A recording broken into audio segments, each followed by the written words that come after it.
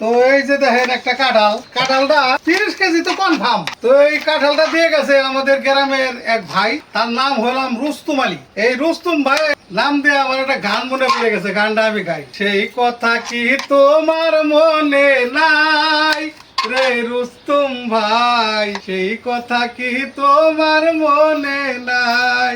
সকাল বিকাল খেলতে যাইতাম, ধুলাবালি গায়ে মা খাইতাম, বাপ মায়ের কথা মানি নাই, আদর কইরা ভালোবাসা নাও না খবর একবার আইসা, সেই কথা কি তোমার মনে নাই রে রুস্তুম ভাই?